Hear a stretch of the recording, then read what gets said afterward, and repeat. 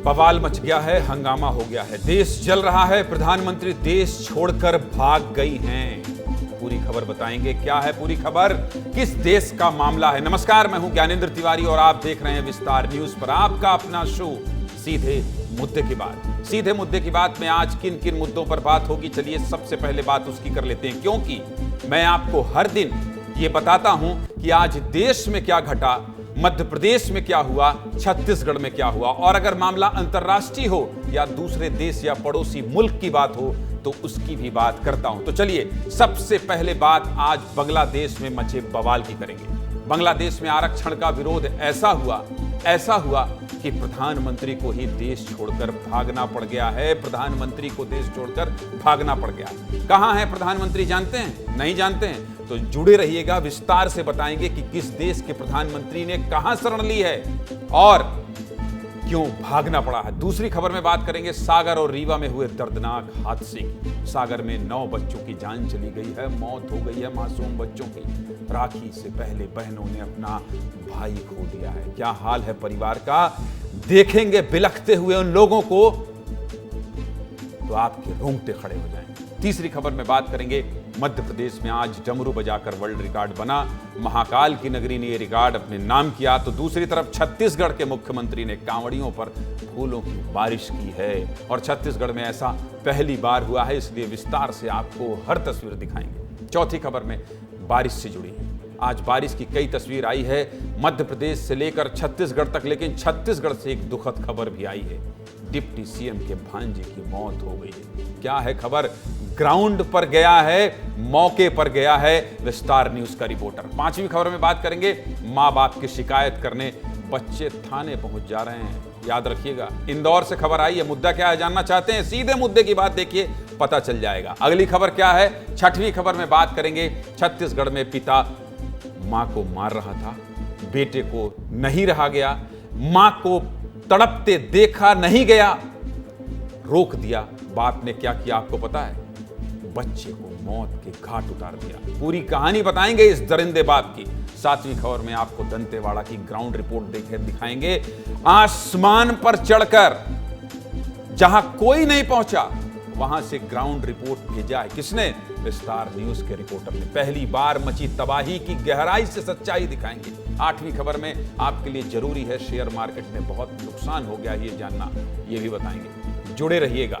तो चलिए शुरुआत कर लेते हैं और खबर क्या है ये बता देते हैं और पहली खबर का रुख कर लेते हैं। देखिए, प्रधानमंत्री देश छोड़कर भाग गई हैं। कौन देश छोड़कर भागता है? ये जो जनता दिखाई दे रही है आपको, ये जो जनता दिखाई दे रही है, ये जनता किस पर आश्रित होता है? देश के प्रधानमंत्री पर।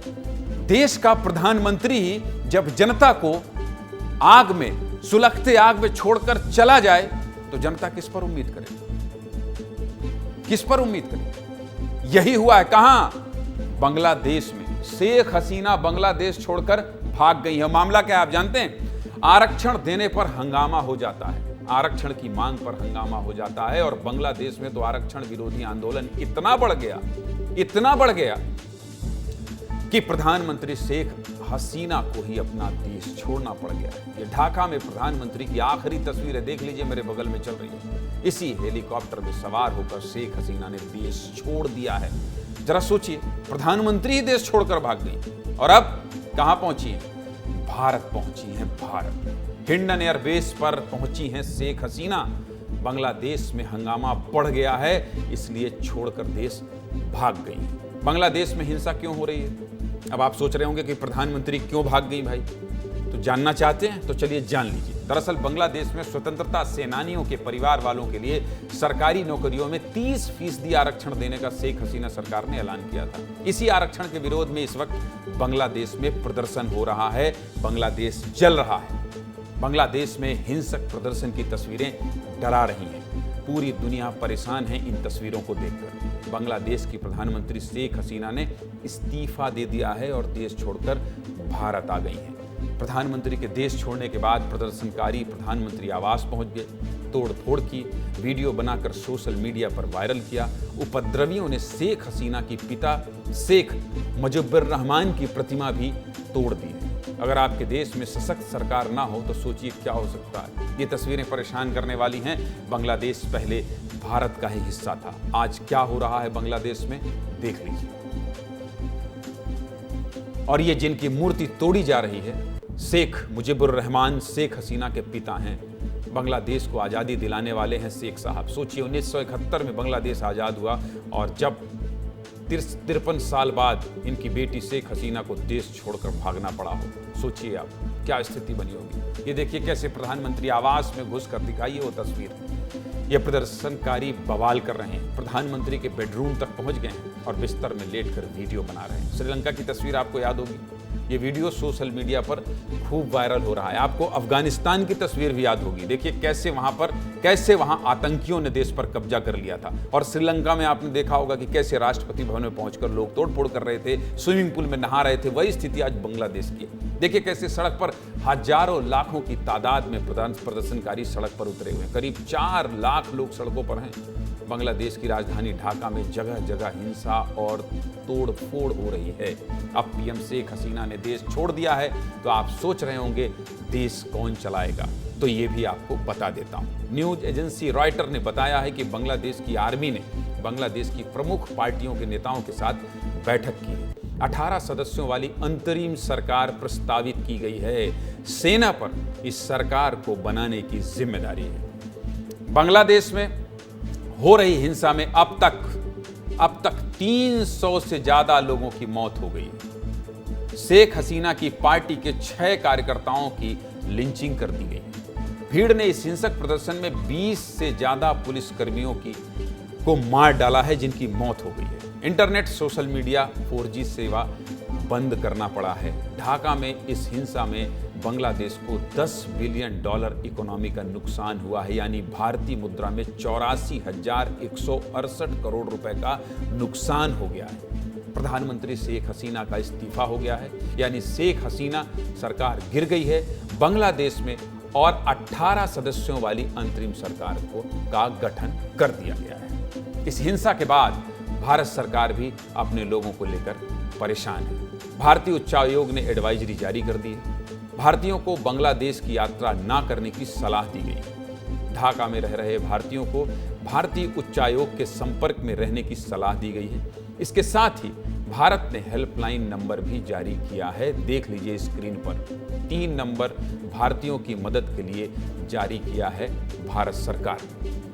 फिलहाल क्या हाल है, ज्यादा जानकारी के लिए मुझे किसका रुख करना पड़ेगा? दिल्ली।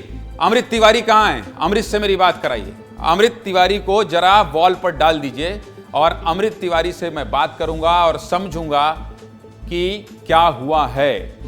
अमृत, शेख हसीना भारत पहुंच गई हैं, अपडेट क्या है जरा बताइए। ज्ञानेंद्र जी, मैं यहाँ पे हिंडन एयरफोर्स के जो बेस है यहाँ पे मौजूद हूँ और यहीं पे शेख हसीना शाम के 5:40 पर यहाँ लैंड करती हैं। हम चूंकि ये बेस नहीं दिखा पाएंगे, सुरक्षा कारणों का हवाला यहाँ पे है और लिहाजा हमने अपने कैमरे का रुख एक जिम्मेदार मीडिया चैनल होने के नाते दूसरी तरफ किया हुआ है। और जब अब यहाँ की बात मैं बता दूँ, यहाँ पे जो सूरत हाल ये है कि शेख हसीना इस एयरबेस के भीतर एक जगह पर उनको जो है एयरफोर्स की निगरानी में रखा गया है। गरुड़ कमांडोज जो है उनकी निगरानी कर रहे हैं, उनकी जो है सुरक्षा में तैनात हैं। और इसके पहले जो हमारे NSA डोवाल हैं वो यहाँ पहुंचे हुए थे और उन्होंने अगवानी भी की थी जब शेख हसीना यहाँ पहुंची। और तकरीबन इन दोनों शीर्ष नेताओं के बीच में लगभग 1.5 घंटे की मुलाकात होती है। और जो अभी हमें जानकारी मिल रही है उसके मुताबिक ये है कि जब शेख हसीना बांग्लादेश से कूच कर रही थी, जब वहाँ से निकल रही थी, तब जो है एयरफोर्स का विमान जैसे ही उनका जो है विमान भारत की सीमा में एंटर किया, एयरफोर्स के विमान ने उनको टेक ओवर कर लिया था और वहाँ से उनके ऊपर निगरानी रखे हुआ था और सीधे वो बीच में रुकी थी एक जगह पे और यहाँ फिर दोबारा पहुंची थी। इस बीच में आपको बता दें कि भारत के भीतर जो है बैठकों का दौर भी शुरू हुआ उच्च स्तरीय। NSA जो है डोवाल भी थे, इसके साथ विदेश मंत्री थे, रॉ के चीफ थे, वायुसेना और आर्मी के भी चीफ। अमृत, ये जो जानकारी आप दे रहे हैं, अमृत मैं 1 सेकंड के लिए आप रोक रहा हूं, ये बहुत महत्वपूर्ण जानकारी आप दे रहे हैं, लेकिन मैं 2-3 सवाल है मेरे। अभी भी क्या शेख हसीना एयरपोर्ट के अंदर हैं? एयरपोर्ट के अंदर है? कौन लोग आए हैं भारत से, जैसे कि आप बोल रहे हैं कि NSA अभी बैठक कर रहे हैं, और कौन लोग आए हैं भारत से जो शेख हसीना का हालचाल जान रहे हैं? क्या अपडेट है इसमें, कौन लोग आते जाते आपको दिखे? और आपने बहुत अच्छा कहा कि एक जिम्मेदार चैनल होने के नाते हम सुरक्षा मानकों को ध्यान रख के वो तस्वीर नहीं दिखा सकते, लेकिन जो आपने अपनी नजरों से देखा होगा, विस्तार न्यूज के नजरों से देखा होगा, वो बताइए कि कौन लोग आते जाते दिखे हैं और क्या शेख हसीना अभी भी एयरपोर्ट के अंदर ही हैं और यहां से लंदन जाने की जो बात कही जा रही है, क्या वो लंदन रवाना होंगी या फिर भारत में रुकेंगी? इसका अपडेट क्या है अमृत, जरा बता दीजिए, फिर मैं अगली खबर की ओर जाऊंगा। अमृत। जी बिल्कुल बिल्कुल ज्ञानंद जी, मैं बता दूं, दोनों बातों को अपडेट कर दूं। अभी जो शेख हसीना है और उनकी बहन है वो एयरफोर्स जो बेस है स्टेशन का, उसके भीतर है और वहां पे गरुड़ कमांडोज की निगरानी में है। जो लोग उनसे मिलने पहुंचे हैं भारत की तरफ से आधिकारिक रूप से एनएसए डोवाल को यहां से निकलते हुए देखा गया, और जब वो पहुंची थी तो ये जो सूचना हमें मिली कि वो पहले से ही एयरबेस के अंदर मौजूद थे। जैसे ही उनके प्लेन लैंड किया शेख हसीना का, तो एनएसए अजीत डोवाल ही उनको जो है रिसीव किए थे और इसके बीच में इनकी अहम बैठक हुई थी और इसके बाद से गरुड़ कमांडोज की निगरानी में इनकी सुरक्षा व्यवस्था यहीं पे भीतर ही तैनात कर दी, यानी कि शेख हसीना एयरफोर्स बेस के भीतर ही हैं। और उनके जहां तक बात है कि क्या वो लंदन रवाना होंगी, इसको लेकर के कोई स्पष्टता नजर नहीं आ रही है। हाँ, जो जानकारी हमें मिल रही है भीतरी सूत्रों के मुताबिक, वो ये कह रहे हैं कि हो सकता है कि शेख हसीना जो कि उनकी जो प्राइमरी जो एक कंडीशन ये है कि उनको पहले एक असाइलम दिया जाए, और भारत चूंकि क्या है कि हमेशा एक उदार प्रकृति का रहा है। दलाई लामा भी जब चीन से भागे थे। ठीक कह रहे हैं आप अमृत, अच्छी बात कह रहे हैं आप। यूके जैसे देश, सोचिए यूके जैसे देश ने शरण देने से मना कर दिया शेख हसीना को, लेकिन भारत, आप समझ रहे हैं, राजनीतिक शरण देने से मना कर दिया। और भारत में बहुत बड़ी बात है ये कि भारत शरण दे रहा है और शेख हसीना को बहुत बड़ा झटका मिला है। चलिए अमृत, मैं आपको बहुत शुक्रिया कहूंगा ये अपडेट देने के लिए विस्तार न्यूज के दर्शकों को। आज अगर पड़ोसी मुल्क में इतनी बड़ी आपदा आई है और प्रधानमंत्री को देश छोड़कर भागना पड़ा है, तो मुझे लगता है विस्तार न्यूज में आपको बहुत सरल शब्दों में हमने बता दिया। और क्यों बताया आप जानते हैं? क्योंकि ये देश कभी हमारा था, हमसे ही अलग होकर बांग्लादेश बना है। और इसलिए जब भी शेख हसीना आती हैं भारत में, तो आप देखते हैं कि किस तरह की बातचीत होती है प्रधानमंत्री नरेंद्र मोदी शेख हसीना के बीच में। एक हमेशा प्रधानमंत्री के, अभी ये तीसरे टर्म में जब शपथ लिया गया था तब भी शेख हसीना यहाँ आई थी, इसलिए बांग्लादेश की खबर को आपको इतने विस्तार से दिखाना जरूरी था। फिलहाल सीधे मुद्दे की बात यही है कि शेख हसीना भारत में है, आगे क्या मूवमेंट होगा देख रहे हैं आप। अमृत तिवारी हिंडन एयरपोर्ट के बाहर खड़े हैं, सब कुछ बताएंगे विस्तार न्यूज में, पल पल की जानकारी देंगे। चलिए अगली खबर का रुख कर लेते हैं। बहुत दुखद है, राखी आने वाली है, बहन भाई के आने का इंतजार कर रही है, तो कहीं भाई के घर बहन आने वाली है। टिकट हो गया है, तैयारियां चल रही हैं, लेकिन मध्य प्रदेश में हादसों ने कई बहनों से उनका भाई और भाइयों से उनकी बहन छीन ली है। सागर में बहुत बड़ा हादसा हुआ है। शाहपुर में दीवार में दबकर 9 बच्चों की मौत हो गई है, 9 बच्चों की मौत हो गई। यह हादसा रविवार यानी कल हुआ। छुट्टी का दिन था, बच्चे कथा में शामिल माफ कीजिएगा होने पहुंचे थे।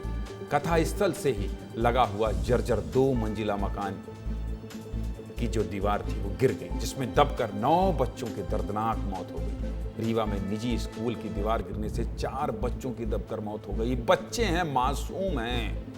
किसी भी परिवार में बच्चों से ज्यादा कोई प्यारा नहीं होता है। बच्चों को कितना लाड करते हैं, कितना दुलारते हैं। 9 बच्चों की, 4 बच्चों की मौत हो जाएगी, लापरवाही से मौत हो जाएगी।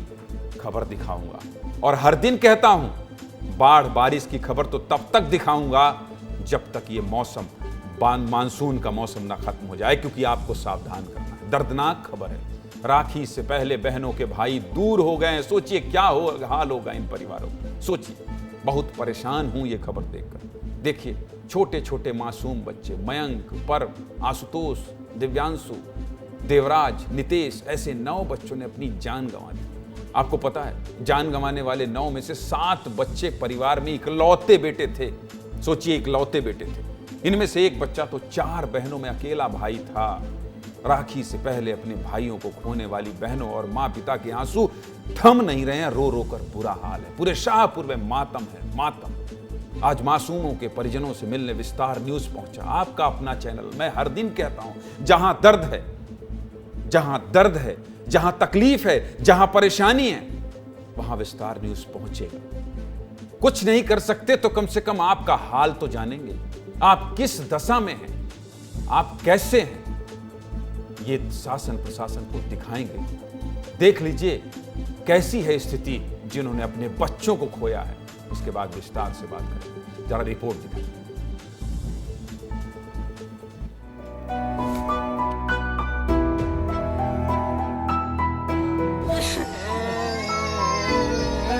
हाँ, कल तो रविवार था, कल नहीं का छुट्टी नहीं है इसलिए। ये चप्पल जो है ये लापरवाही की निशानी है।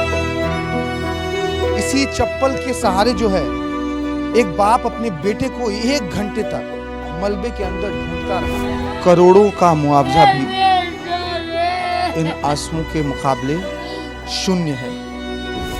उसे छोड़ा थे, बाल बच्चों के पढ़ाई के मारे छोड़े थे। अकेले तो मोरा बेटा रे, मोरा बेटा का गाँव का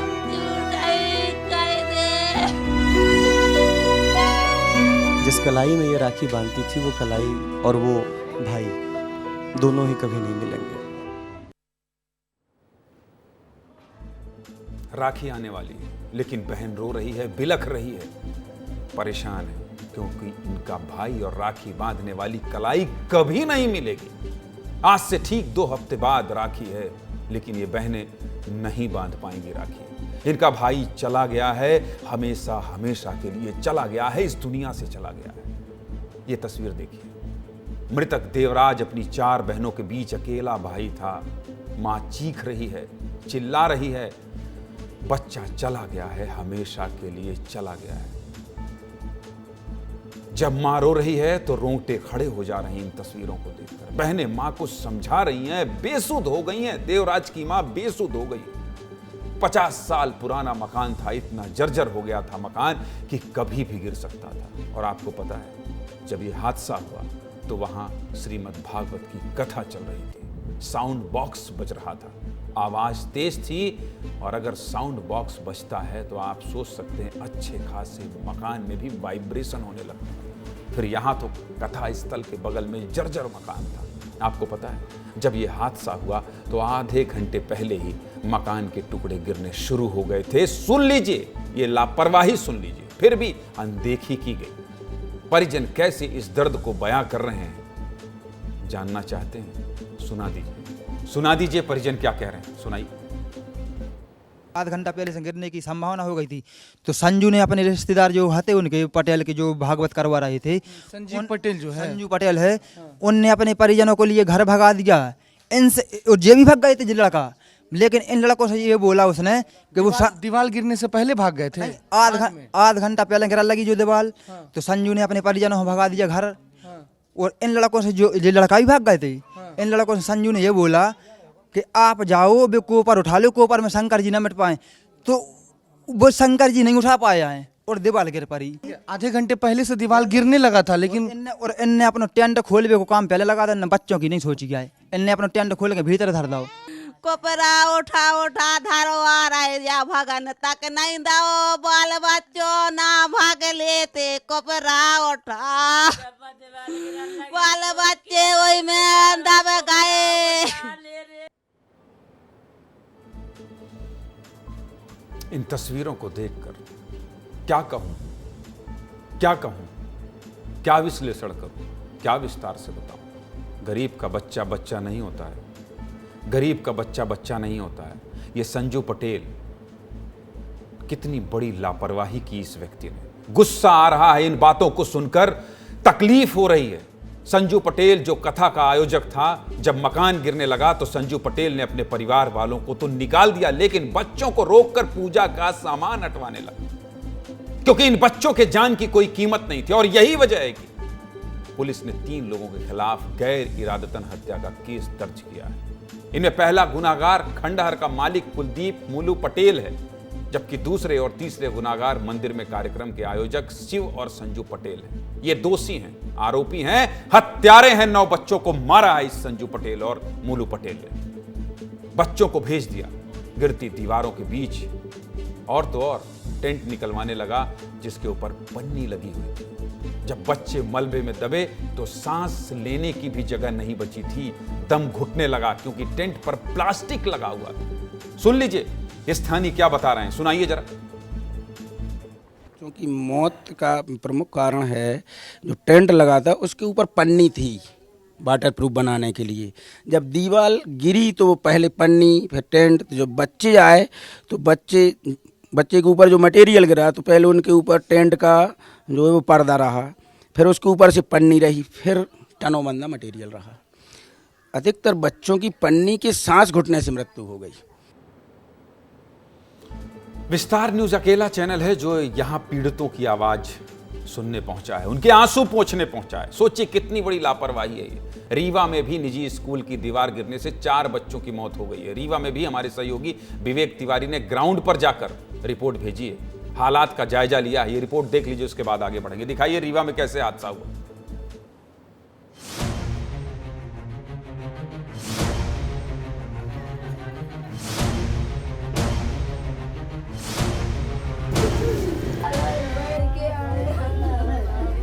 हम इस वक्त उसी जगह पे मौजूद है जहां पर दीवार गिरने के बाद 4 बच्चों की मौके पर मौत हुई। पुरानी दीवार नहीं थी, गर्मी के कारण गिर गई दीवार और मास्टर को बताया गया था कि ये रास्ता दूसरा बच्चों के लिए बना दिया जाए कि उधर से रास्ता घुमा के बांस बेहड़ा लगा दें। घटना हो गई साहब, लड़का स्कूल गए हैं, वहाँ से आवत रहे हैं, वो दीवार गिर गया। उसका दीवार बहुत दिन से आधा गिर चुकी रही, आधा बाकी रही है। लोग आए, गुहार मारी, काफ़ी सारे बच्चे खत्म हो गए, भागते हुए गए वहाँ। अब जो ये हृदय विदारक घटना घटी है उसके परिप्रेक्ष्य में तो कुछ कहा नहीं जा सकता है, वो तो कोई अपूर्णीय क्षति है। अब विद्यालय की मान्यता के संबंध में हम जांच करने आए हैं कि इन्होंने जो मान्यता ली है वह विधि सम्मत है, शासन के मापदंडों के अनुरूप है कि नहीं है। उसी की जांच कार्रवाई करने के लिए BOVRCC संकुल प्राचार्य की टीम हमने भेजी है। के अलावा भी कितने खतरे में रहकर यहाँ बच्चे शिक्षा लेते हैं। जिला शिक्षा अधिकारी ने मौके पर यहाँ पर जांच की है, वो तस्वीरें भी हमने दिखाई और ये स्कूल की तस्वीरें दिखा रहे हैं जहाँ पर 4 बच्चे जिनकी मौके पर मौत हुई है दीवार में गिरने से, मलबे में दब जाने से, वो उस स्कूल की तस्वीरें हैं। कितना व्यवस्था है यहाँ पर, कितनी व्यवस्थाएं हैं और किन व्यवस्थाओं के बीच बच्चे यहाँ शिक्षा लेते हैं, वो तस्वीर भी आपने देखी। दीवार गिर जा रहे हैं, मौत हो जा रही है, रोज ऐसी घटनाएं सुनने को मिलती है। और आपको पता है NCRB के आंकड़ों की बात करें तो सिर्फ 2018-2022 तक दीवार गिरने से करीब 8,756 लोगों की जान चली गई। क्यों इस खबर को दिखा रहा हूं? दीवार गिरने से कितने बच्चों की? 8,756 बच्चों की जान चली गई। हर दिन औसतन 5 लोगों ने दीवार के मलबे में दबकर जान गंवाई है, जिसमें सिर्फ 2022 में दीवार ढहने से 1217 लोगों की मौत हो गई, जिसमें 116 बच्चे 14 साल से कम उम्र के थे, 59 लोग 14 साल से 18 साल की उम्र के थे और 249 लोग 18 साल से 30 साल की उम्र के थे। सोचिए, जर्जर मकान में रहना या जर्जर मकान के आसपास रहना कितना खतरनाक हो सकता है, सोच लीजिए। इसीलिए मैं आपको विस्तार से बता रहा हूँ। सीधे मुद्दे की बात तो यही है कि आपके आसपास कहीं भी कोई जर्जर इमारत दिख रही हो, दीवार जर्जर नजर आए तो सीधे जाइए और प्रशासन से शिकायत करिए। और हाँ, सुनवाई ना हो तो आप जिस जिले में हैं, विस्तार न्यूज़ के हमारे सहयोगियों के बारे में पता कर लीजिए। आपकी जान कीमती है, आपका अपना चैनल बहुत इमोशनल है, आपकी फिक्र है, बस इसलिए इतने विस्तार से ये खबर दिखाई है। नहीं तो कोई गरीबों को इस तरह से रोता बिलखता नहीं दिखाता है। किसी को मतलब नहीं है कि 300 किलोमीटर 200 किलोमीटर अपने सहयोगियों को भेजे और कहे कि जाओ कम से कम ये दिखाओ ताकि अगली बार ऐसा हादसा ना हो। अगली खबर क्या है? अगली खबर का रुख कर लेते हैं। और MP में वर्ल्ड रिकॉर्ड, छत्तीसगढ़ में फूलों की बारिश, सावन सोमवार, हर हर महादेव। सावन का 3रा सोमवार है। बाबा महाकाल की नगरी में एक साथ 1500 लोगों ने डमरू बजाकर वर्ल्ड रिकॉर्ड बना दिया है। जैसे ही डमरू बजाना 1500 डमरू वादकों ने शुरू किया, अच्छा लग रहा था सुनकर। एक साथ इतने लोग डमरू बजा रहे थे, अद्भुत भव्य नजारा था बाबा महाकाल की नगरी का। ये रिपोर्ट देख लीजिए और आप भी महसूस कीजिए कि जब इतने डमरू एक साथ कहां बजे, उज्जैन में महाकाल के दरबार में, तो वो कैसा छड़ रहा होगा। पहले सुना दीजिए, उसके बाद बात करेंगे।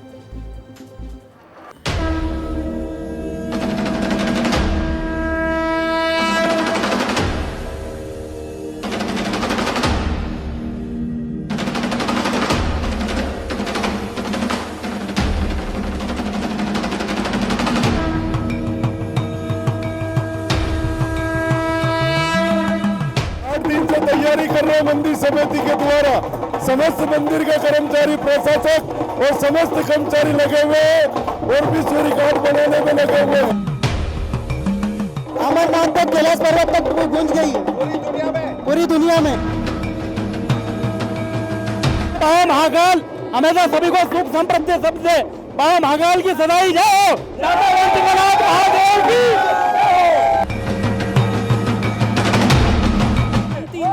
प्रैक्टिस कर रहे थे तो बहुत मजा आया हमको। 1500 डमरू बना के वर्ल्ड रिकॉर्ड तोड़ दिया हमने 2022 का।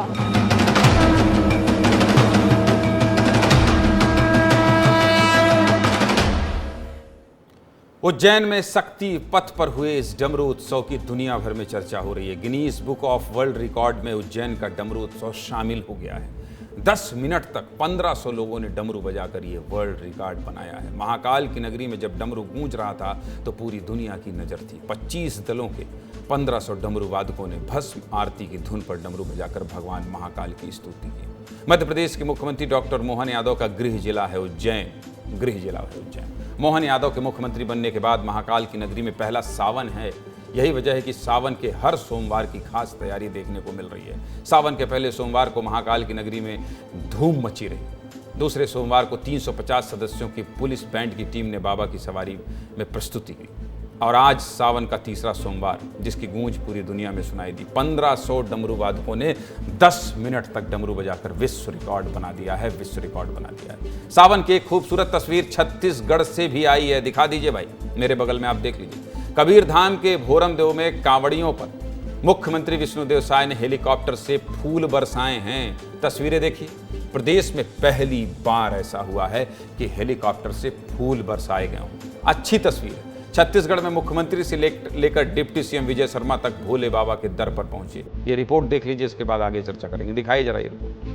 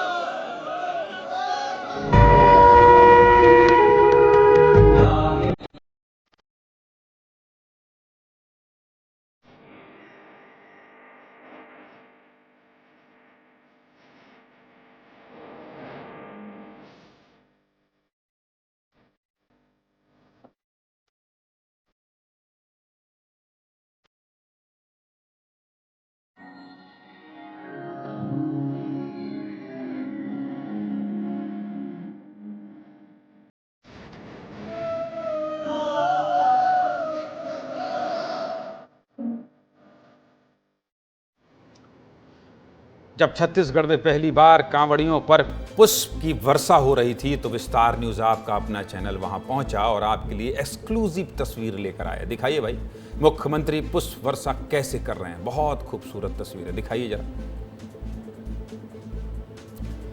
मुख्यमंत्री साय ने इस मौके पर भोरमदेव बाबा भगवान शिव जी की विशेष पूजा अर्चना और रुद्राभिषेक भी की। हमारे सहयोगी अनमोल तिवारी ने भी मुख्यमंत्री विष्णुदेव साय से बातचीत की। सुनिए मुख्यमंत्री क्या कह रहे हैं। जप हर हर हर हर भोला गुरु महादेव।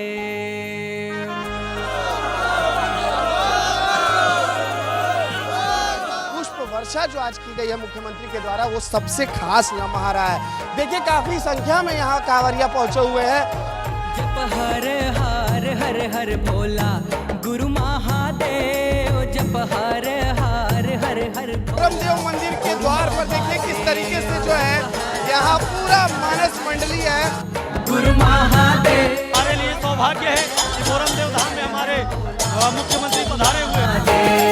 जप हर हर हर हर भोला। आज सावन का तीसरा सोमवार है। सब बाबा भोले का जलाभिषेक करने आए हैं तो खुशी तो स्वाभाविक रूप से होगा ही।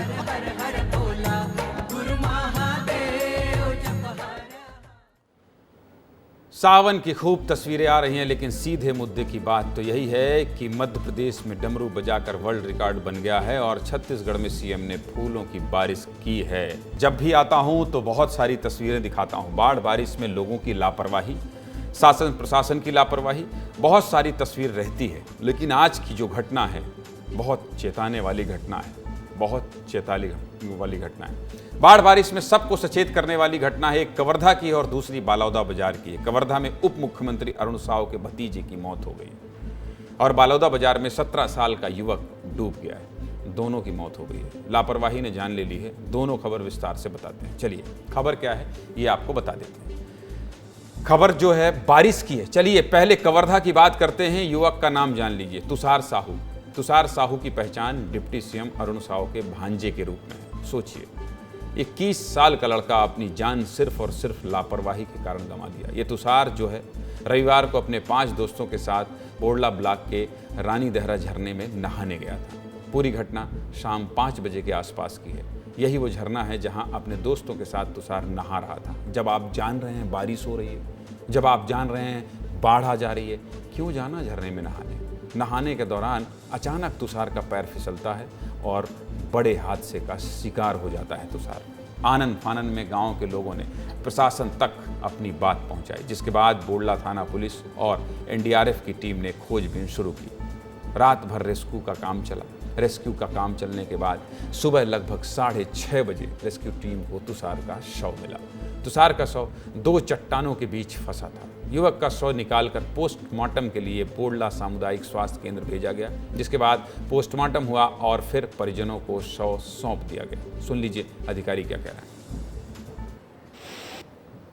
माननीय डिप्टी सीएम अरुण साव जी के भांजे तुषार साहू कल अपने 5 साथियों के साथ भोरमदेव मंदिर दर्शन के लिए आए थे और उसके बाद वो रानी देहरा वाटरफॉल जो था पुलिस स्टेशन बोड़ला में आता है वहाँ पर घूमने गए थे। वहाँ पर फ़ोटो खींचते हुए उनका पैर स्लिप हो गया और वो झरने से नीचे गिर गए। आज सुबह 7:30 बजे उनकी डेड बॉडी को रिकवर कराया गया। उसका पोस्टमार्टम करने के बाद उनको जो है बेमेतरा भेजा गया। प्रथम दृष्टया ये एक्सीडेंट प्रतीत होता है, इसमें आगे जाँच की जा रही है। हादसे के बाद जब विस्तार न्यूज़ की टीम घटनास्थल पर पहुंची तो वहां बेखौफ लोग नहा रहे थे, जबकि जिला प्रशासन लगातार लोगों को रोक रहा है। वाटरफॉल की गहराई काफ़ी ज़्यादा थी, इसके बावजूद युवक चट्टानों के फिसलन पर खेलते हुए दिखाई दिए। यहाँ अपनी जान के साथ खिलवाड़ कर रहे लोगों से हमने बातचीत भी की और उन्हें अपनी जान को जोखिम में डालने से मना किया है। देख लीजिए, अनमोल तिवारी ने सब दिखा दिया है। दिखाइए अनमोल तिवारी की रिपोर्ट।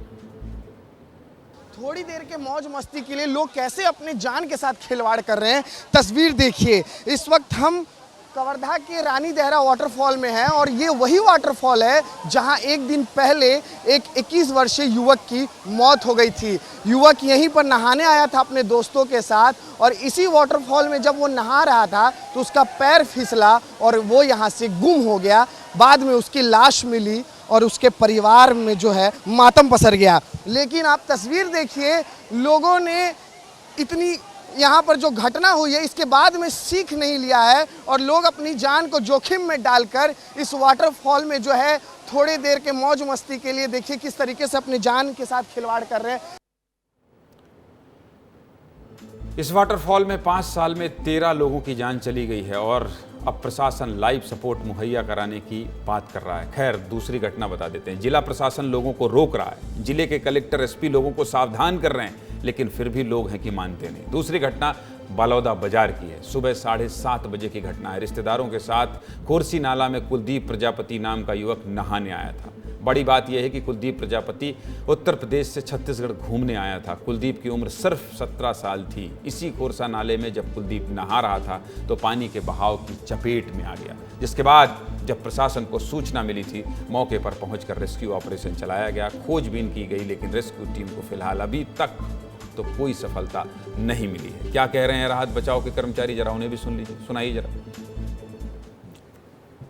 हम लोगों को युवक का बहने का सूचना 8 बजे मिला है।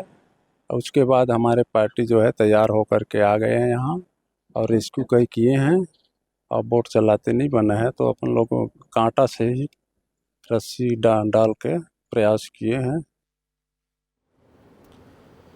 बहुत बड़ी लापरवाही है। बाढ़ बारिश में ऐसा करने से बचिए भाई। हर दिन चीख चीख कर कह रहा हूँ, ऐसा कह रहा हूँ, ऐसे समझा रहा हूँ जैसे आप बच्चे हो, फिर भी आप नहीं मान रहे हैं। बाढ़ बारिश की और भी तस्वीरें दिखा देता हूँ। अब बात मध्य प्रदेश की कर लेते हैं। शिवपुरी की तस्वीर देखिए, पहले हालात देख लीजिए। कहाँ रोड है, कहाँ पानी है, कहाँ नाला, कुछ पता नहीं चल रहा। इतनी खतरनाक स्थिति है, फिर भी लोग ट्रैक्टर, मोटरसाइकिल सब कुछ पार करवा रहे हैं। बहुत रिस्की काम है। खेड़ा गांव के आसपास की तस्वीर है, जहां भौराई नदी पर बने रफ्टे पर पानी आ गया था। देखते जाइए आप सब कुछ। अब ये 2 तस्वीर देख लीजिए, कैसे रोड पार करने के चक्कर में ड्राइवर मोटरसाइकिल सहित बह जाता है। देख लीजिए, हर दिन कह रहा हूँ, देख लीजिए कितनी तेज बहाव में लापरवाही ने कैसे ड्राइवर को बहा दिया।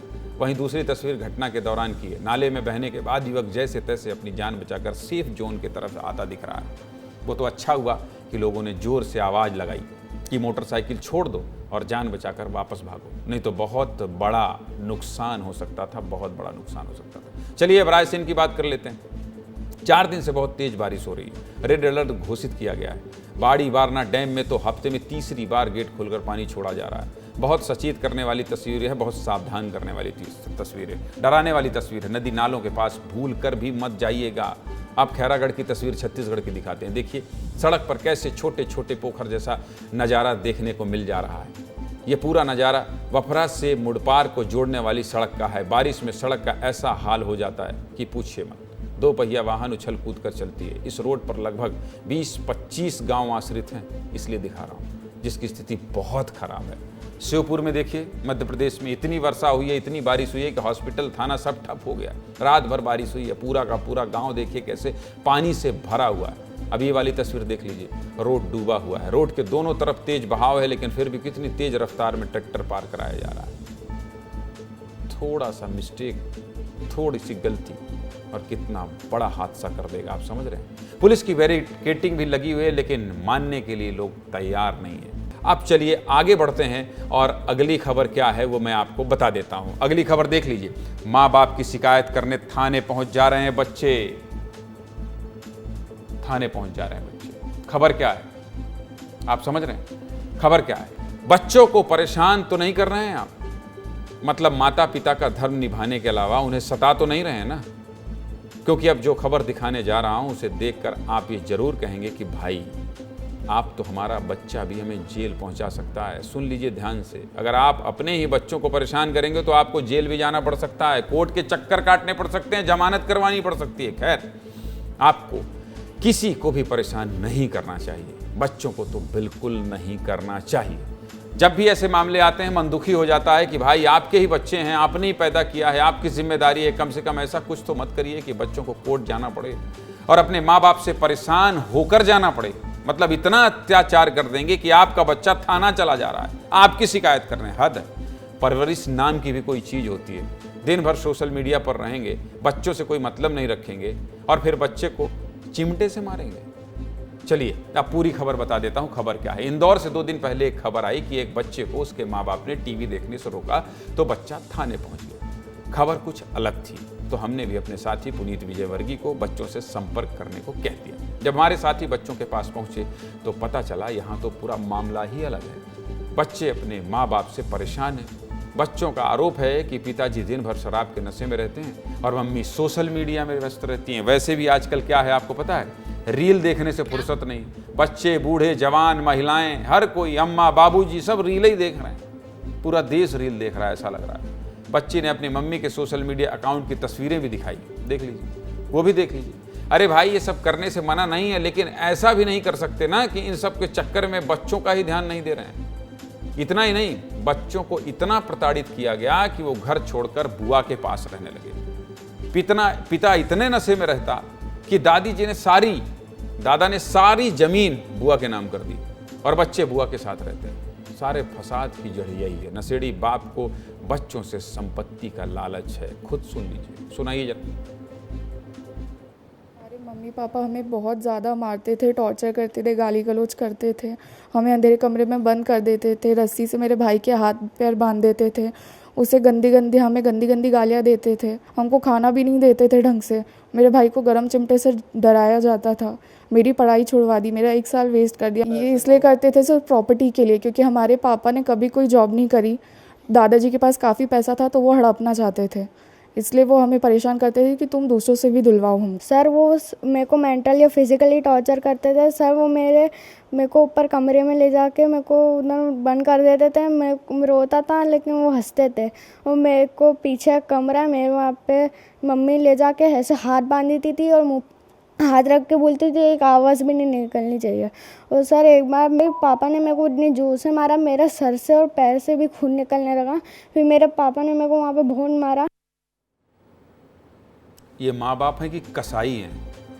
ये माँ बाप हैं? कितने मासूम और छोटे छोटे बच्चे अपने माँ बाप के खिलाफ ये बात मीडिया में कह रहे हैं और ये विस्तार न्यूज़ आपको दिखा रहा है। जेल होना चाहिए, जेल। देख लीजिए बेचारे मासूम बच्चे माँ बाप से परेशान हैं। हम आपसे कहते हैं ना कि हम वो खबर दिखाते हैं जो आपके लिए ज़रूरी है और पूरी खबर दिखाते हैं, इसलिए हमने माँ बाप का भी पक्ष जानना चाहा। माँ बाप तो नहीं मिले, उन्होंने तो गलती करी है, लेकिन माँ बाप के वकील मिले। हालांकि वकील साहब कोर्ट की भाषा में बात कर रहे हैं, लेकिन सुनना जरूरी है क्योंकि उनका पक्ष भी जानना जरूरी है। और कोई पक्ष नहीं होता है। बेटे के साथ और बच्ची के साथ ऐसा अत्याचार करेंगे तो कोई बचाव का पक्ष नहीं है, लेकिन फिर भी दलील है, इसलिए सुन लीजिए क्या कह रहे हैं वकील, सुनाइए जरा। मुख्य आरोप था वो ये था कि टीवी नहीं देखने देते हैं और मोबाइल के लिए वो मना करते हैं और परिवार में जो विवाद चल रहे थे वो भी एक कारण थे। इसमें माननीय उच्च न्यायालय में 482 CRPC के तहत पिटीशन दायर की गई थी और माननीय न्यायालय ने सुनवाई के दौरान जो विवेचना चल रही थी तर्कों से सहमत होते हुए उस विवेचना पर रोक लगा दी है और प्रकरण अभी लंबित है। ठीक है, कोर्ट ने जमानत दे दी है, लेकिन सीधे मुद्दे की बात यह है कि माँ बाप बच्चे को चिमटे से नहीं मार सकते और ऐसा बर्ताव तो बिल्कुल नहीं कर सकते। इतने जालिम नहीं हो सकते। अगर आपने ही पैदा किया है और आपके ही बच्चे हैं तो आप इतने कसाई नहीं हो सकते हैं, इतने निर्दयी नहीं हो सकते हैं। चलिए अगली खबर का रुख कर लेते हैं। माँ को मारने से रोका, पिता ने बच्चे को मार डाला। ये बाप है। इस चेहरे को ध्यान से देखिए, ये बाप है। इसने अपने बच्चे को मारा है, चाकू से गोद गोद कर मारा है, नशे में मारा है, नशे में मारा है। सोचिए ये कितना दरिंदा बाप है, इसने नशे में मारा है। कहानी क्या है, पूरी खबर आपको बता देता हूं। माँ बाप को मार रहा है, यानी एक पति अपनी पत्नी को मार रहा है, बेरहमी से मार रहा है। माँ चिल्ला रही है बचाओ बचाओ बचाओ बचाओ चिल्ला रही है, कोई बचाने वाला नहीं है। बच्चे को ये आवाज़ सुनाई देती है और बच्चा अपनी माँ को बचाने पहुंच जाता है। अपनी माँ को मार खाते कौन बच्चा देख सकता है? पैदा किया उसने, बस यही गलती कर दी बेटे ने। बाप ने अपने ही बच्चे को मार डाला। सीधे मुद्दे की बात में हम कोशिश करते हैं कम से कम एक अपराध से जुड़ी कहानी आपको दिखा दें। मकसद सिर्फ खबर बताना नहीं है, आज के समय में समाज में लगातार हो रहे रिश्तों के कत्ल को समझाना भी है, लोगों को सावधान करना भी है, ऐसे हादसों को रोकना भी तो है। आज एक खबर छत्तीसगढ़ के पेंड्रा जिले से आई है। गोरखपुर गांव में शराब के नशे में पिता ने बेटे को मार डाला। यही वो बाप है जिसकी तस्वीर आप देख रहे हैं मेरे बगल में। क्यों मारा है, इसे सुनकर हर माँ के आंख में आज आंसू आ जाएंगे, दुखी हो जाएगी, क्योंकि पिता के मारपीट से बेटा अपनी माँ को बचाना चाहता था, इसलिए पिता ने अपने ही बेटे को मार डाला। हमारे समाज में ठीक नहीं चल रहा है। इस तरह की खबरों से बहुत मन व्यथित होता है। एक बेटे की चाहत तो हर माँ बाप की होती है, लेकिन उसी बेटे को पिता मार डाले, ये रुला देने वाली घटना है। बेटे का शव धुंधला कर दिया है, नहीं देख पाएंगे आप। राजेंद्र साठे नाम है इस दरिंदे बाप का। ये 4 अगस्त की रात को शराब के नशे में घर पहुंचा। घर आते ही पत्नी से लड़ने लगा, पत्नी को पीटने लगा, उसे मारने लगा। माँ को मार खाते और रोते हुए देख बेटा खुद को रोक नहीं पाया। माँ को बचाने पहुंचा, फिर बाप बेटे के बीच खूब बहस हुई, लेकिन पिता ने बेटे के रिश्ते को भूलकर घर में सब्जी काटने वाले चाकू से गोद गोद कर मार डाला। गले और सीने में धारदार हथियार से वार किया। इससे आकाश की मौके पर ही मौत हो गई। इस हत्या के मामले में पुलिस अफसर क्या कह रहे हैं, सुना दीजिए। ये गौरेला थाना क्षेत्र की घटना है, जिसमें कल रात को पारिवारिक लड़ाई हो रही थी, जिसमें राजेंद्र साठे नामक एक व्यक्ति था, अपने परिवार के साथ पत्नी के साथ मारपीट कर रहा था। उसी समय उसका बेटा उसको छुड़ाने आया और इस गुस्से में राजेंद्र, जो शराब के नशे में था, उसने अपने बेटे आकाश साठे, लगभग 22-23 साल का जवान है, उसके गले में और सीने पे 2 वार किया चाकू से, जिससे उसकी मृत्यु हो गई है। ये जो शराबी पिता है, ये चाय बेचने का काम करता है। जितना कमाता था सब शाम को घर जाने से पहले शराब पीने के लिए खर्च कर देता था। घर आकर पत्नी से रोज लड़ता था, रोज का नाटक था।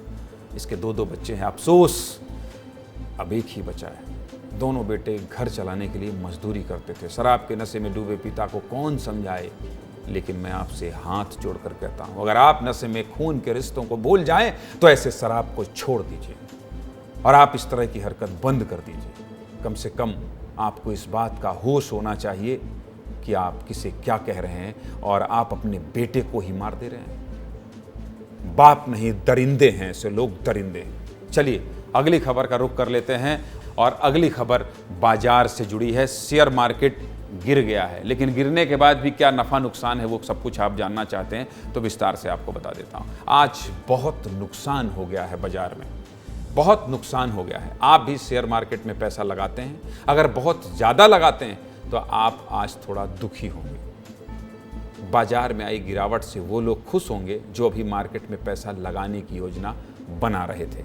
अब सही मौका है, पैसा लगा लो गुरु, बढ़ तो जाएगा ही। लेकिन आज शेयर मार्केट में बहुत बड़ी गिरावट देखने को मिली है, इसलिए मैं सोचा कि आपको विस्तार से बता देता हूं। आज यानी 5 अगस्त को सेंसेक्स 2222 अंकों की गिरावट के साथ 78,759 पर बंद हुआ। वहीं निफ्टी में भी 662 अंक की गिरावट रही और निफ्टी 24,055 पर बंद हुआ।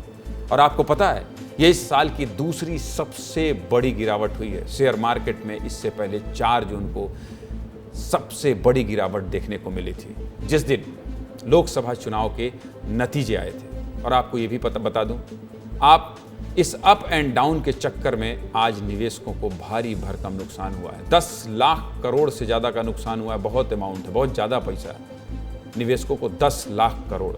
और इतना बड़ा नुकसान क्यों हुआ जानना चाहते हैं? चलिए बता देते हैं, आपको बता देते हैं। शेयर मार्केट गिरने की 3 प्रमुख वजहें हैं, जिसमें पहली वजह है अमेरिका में मंदी की आशंका बढ़ी है, जिसके कारण पिछले कारोबारी दिन अमेरिकी बाजार में गिरावट रही। इसका असर दुनिया भर के बाजारों में दिख रहा है। और दूसरी वजह है ईरान और इजराइल के बीच युद्ध की आशंका के कारण ग्लोबल मार्केट में एक डर जैसा माहौल, डर जैसा वातावरण पैदा हो रहा है।